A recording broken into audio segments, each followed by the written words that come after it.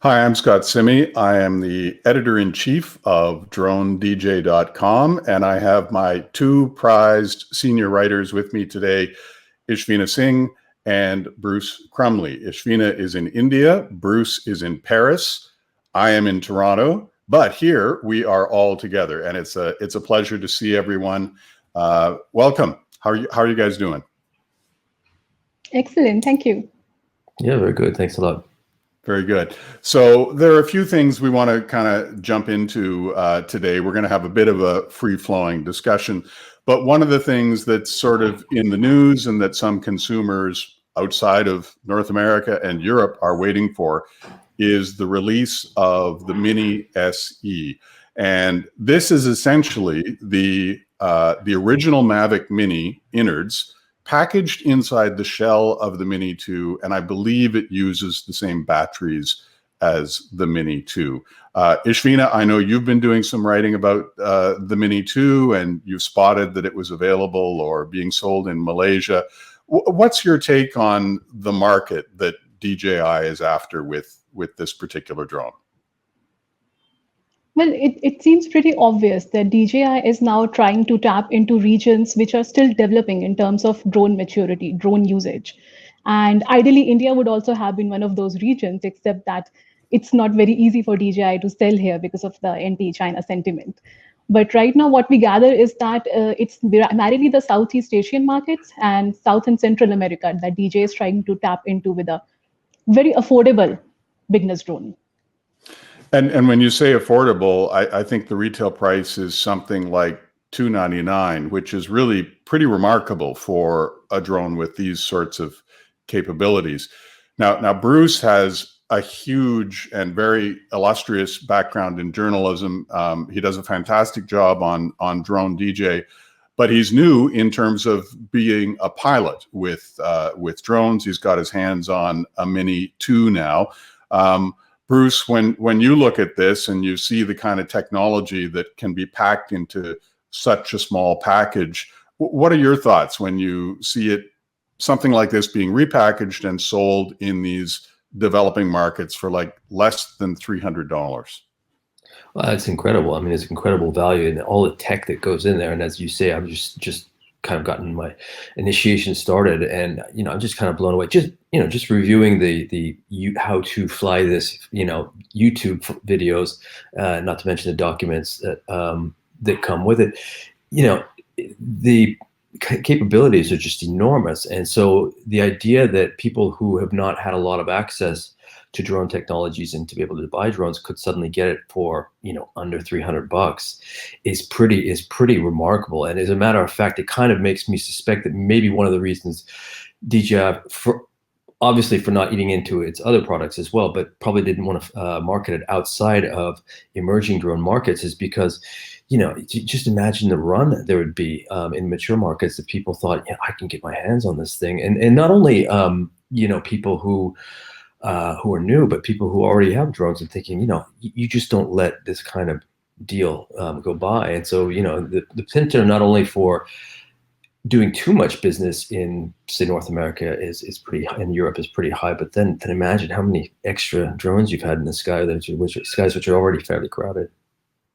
It's interesting to me to see this new strategy because it is very new for DJI to take an older product, repackage it, and then sell it only to specific markets. Ishvina, do you suspect that we might see more of this in the future, assuming that the Mini SE is successful in these targeted markets?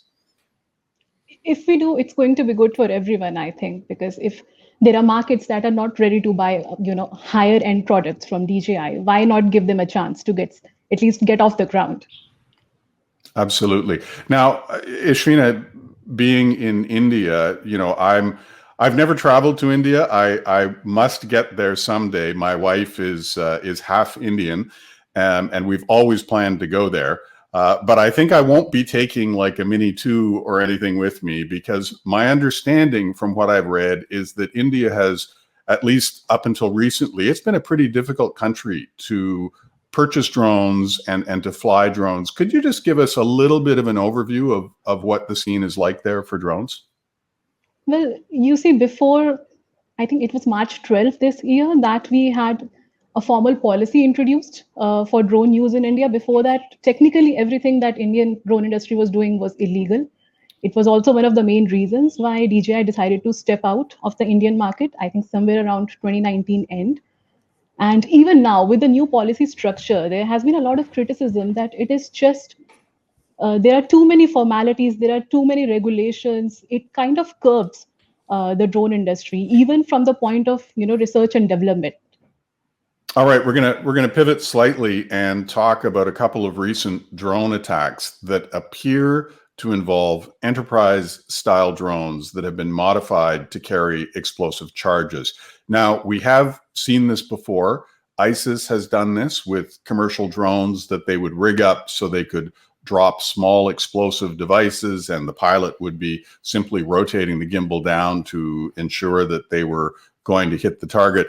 Obviously, it's something that concerns some of the drone manufacturers. Now, thankfully, these are relatively rare incidents, but they still are incidents that that are of concern. And normally at Drone DJ, we don't cover, for example, the predators, reapers that are operated by governments and conduct these drone strikes. We're talking here about this because we cover enterprise products and consumer products, and we cover the industry. And I think the industry generally would obviously be concerned when they see their drones being put to use like this. Ishvina, what are your thoughts when you see attacks like this take place that are using really products that are intended for use in enterprise construction, first responder use, being packed with explosives? I think it's the same with everything that can be misused, will be misused at some point. But that doesn't, kind of warrant the reaction that we have been having here. Different districts are banning drones altogether without, any kind of leeway for businesses or photographers that use it as their bread and butter. And it has been very extreme, the reaction that we have been seeing here. Bruce, you've got quite a background in covering kind of issues related to this on the more sort of political and extremism side. What's your take when you see these kinds of devices being retrofitted for this sort of purpose? Obviously concern and alarm, and these are just early days. So obviously, most of these attacks have in common or attempted attacks in common that they don't usually work. They usually fail, and it's not only terrorist groups doing this. There was a failed attempt on the life of Venezuelan President Maduro in 2019, and there was Mexican cartels had been trying to use drones to strike each other and cops. As basically airborne IUDs, and they just don't work very well. First of all, because you can't get enough explosive on them to make them really, really fatal. Second of all, you can hear them coming. And third of all, when you try to attack, professional military targets, they've got much bigger assets to just blow them away. That's not to poo-poo this thing, because obviously, as Ishvina said, this is just starting to be misused, and they're going to get better at it. And I think combined with news that we've seen, like a drone, a supposed Turkish drone killing actual human beings without it being ordered in Libya, it starts to make people concerned. But I also think that you have to keep these things in perspective. Again, these are early days, and these things have been have had more failures than have had successes. And second of all, to kind of look at what's going on, for example, in India, with not only the media but government officials who are just hyping this thing to the hilt. I mean, it's relentless, and in doing so, they're violating the cardinal rule of what counterterrorism officials I've always dealt with when dealing with European and French terrorism, especially Islamist terrorism, have always warned that they say, don't make your reaction worse than what it is the militants are trying to do, i.e. don't start banning things, don't start arresting people, right and left, don't start curtailing civil liberties as a means of protecting society against attacks, because the people who are attacking are trying to do just that. So in a way, when I look at some of the headlines, and again, you cannot, if you type drone into Google News, you're gonna get half a dozen, at least, if not more, articles out of India that are talking about these things in the most the attacks in the most alarmist manner. And I think what you have to be worried about is that people in India who are are quite logically concerned and feel like there's a siege, they're in this siege situation, are getting that feeling because of what media and government officials are telling them, which is exactly the wrong thing. I mean, you have to take these things seriously, but you can't hype them so far beyond their actual immediate threat that you wind up actually serving the purpose of people who are trying to destabilize society.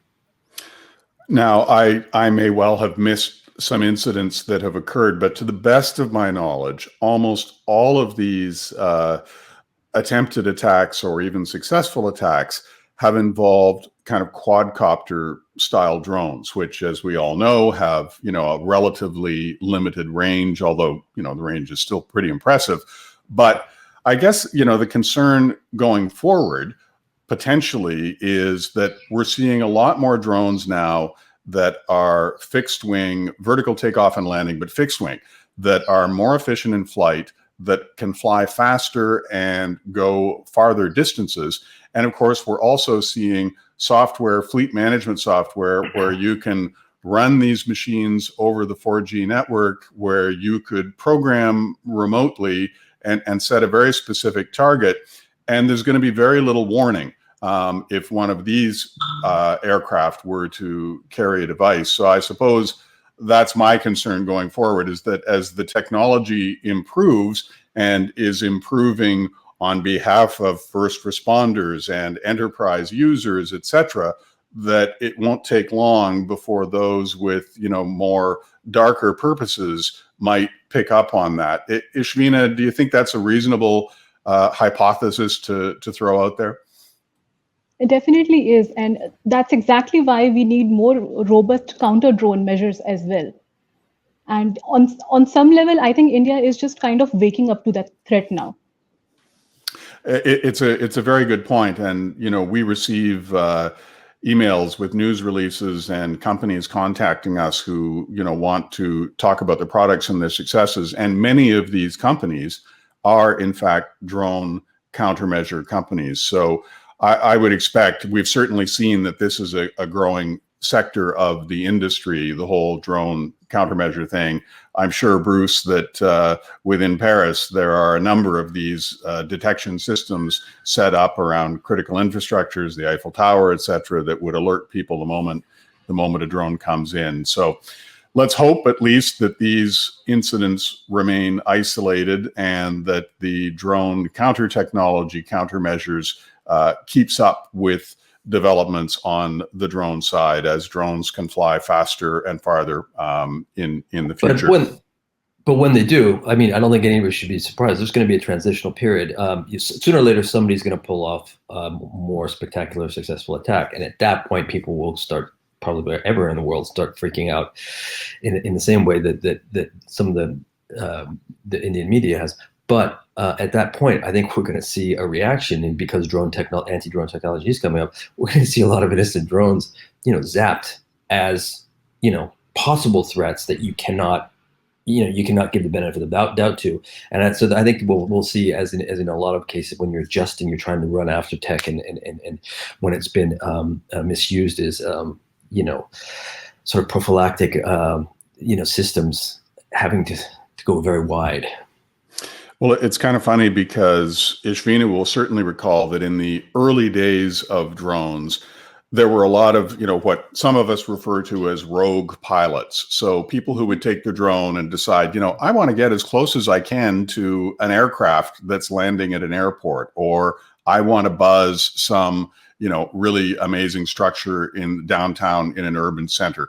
So there was a lot of concern, including the crash of a Phantom on the White House lawn that got a lot of attention, where where the general public is kind of like, oh, I don't like these drone things.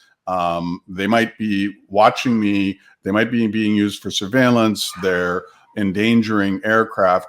And then thankfully, as people began to understand the regulations and pilots themselves realized that incidents like this do nothing but harm the industry and harm their hobby and recreation, people started to smarten up. And so these incidents became fewer and farther between.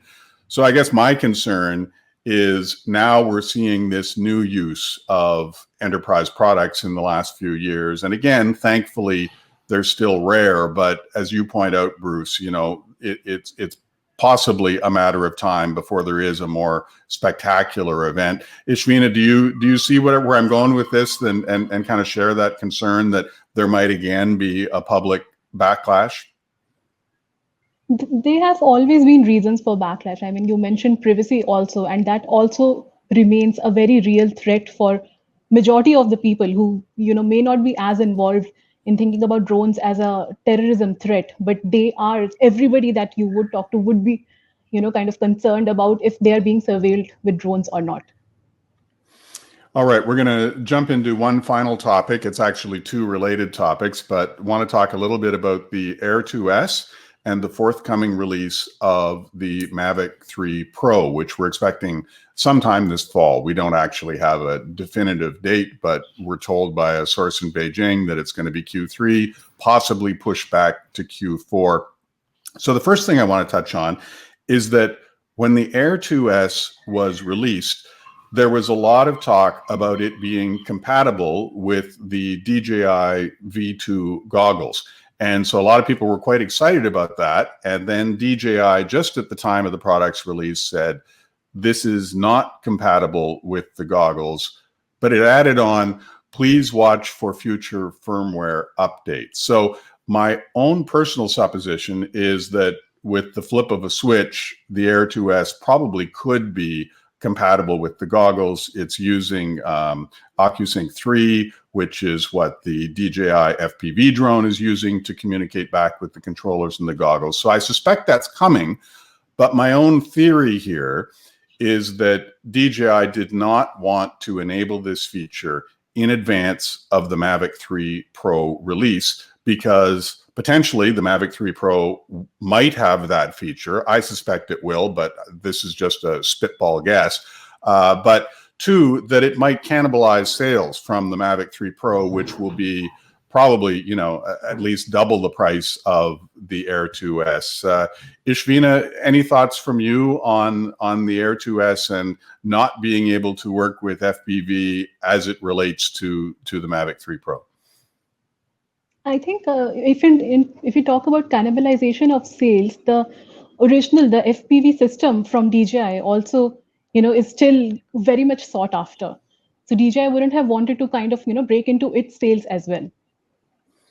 Gotcha. And in fact, the V2 goggles, they were selling so many of the DJI FPV packages that there were several periods where if you wanted to buy the goggles on their own, you simply could not buy them on the DJI store because they didn't have any stock, which gives you at least some indication, although DJI doesn't release the numbers, but it gives you an indication that they were moving a lot of product in the DJI FPV package. So in terms of the Pro 3, it's going to be a more expensive drone, probably variable aperture, I would say almost for sure. Likely will feature a Hasselblad camera, just as the Pro 2 did, the non-zoom version. Ishvina, who do you think the Mavic 3 Pro is targeted at? I wouldn't be sure. Well, do you think it's like the prosumer line of it's of definitely people? It's definitely a prosumer drone. And Bruce, I know you're relatively new to all the intricacies of the DJI line, but you know, this is a drone that's probably going to cost, you know, $2,000, $2,500 US, and have a lot of features. Obviously, there are people out there willing to spend that kind of money, people who are cinematographers or, you know, using drones for a living. Is that personally, as you become more involved in drones, can you even conceive of spending that amount of money on a product? Oh yeah, I could. I could. I mean, I know guys who spend $1,000 on a surfboard. So it's literally, and I can see people that are, not even diehard drone pilots who would look at something like that and say, yeah, this is great. I mean, if you love cars, why wouldn't you see a Ferrari and think, I gotta have that? And if you have the money, or if you save the money, why wouldn't you go out and buy it? But I think it's basically based on everything I've read, and including a lot of your stories, is that yeah, it's kind of by default angled for pro users like cinema companies or companies that make a lot of video.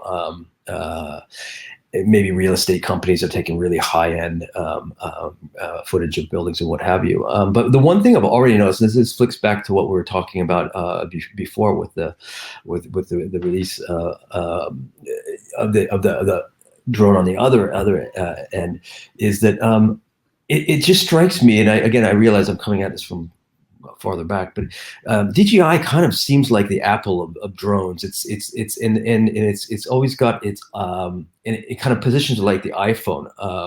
And any time any iPhone comes out, like any DJI drone, everybody's excited. Everybody wants to know, and even if it's you're a top end user or a very technical user, you want to know what's in this new thing, just because it's a DJI drone, or it's like an iPhone.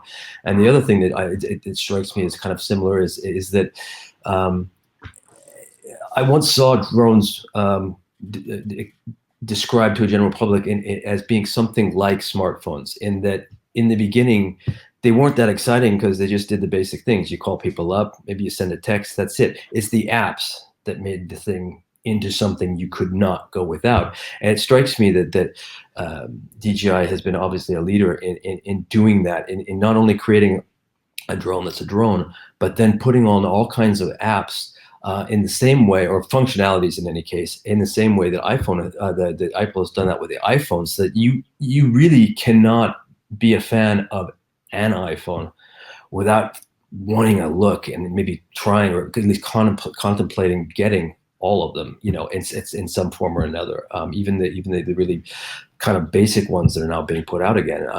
People on the top end kind of like that and think, man, maybe I should get that just kind of backup. So it's interesting. And I'll be very interested to see what they have in this drone when they come out with it. Well, we're certainly looking forward to the release. I think we're going to wrap it up here. For those who have been watching, thank you. Our plan is to do these on a regular basis. This is our first in what will be a series. And for this very first one, we recorded this, so we were not able to answer any live questions. However, as we go forward, we'll do these in a live format. So think of some questions, and in fact, drop some questions in the comments below that perhaps you'd like to see us address in a future episode, and we'd be happy to consider them. So thank you so much to Ishvina Singh and Bruce Crumley, both senior writers or senior editors with Drone DJ, and terrific colleagues, both of whom are fantastic writers, I have to say. It's been a pleasure having you both join us today, and we'll look forward to doing this in another week or so. Great. Thank you. Thanks. Bye, everyone.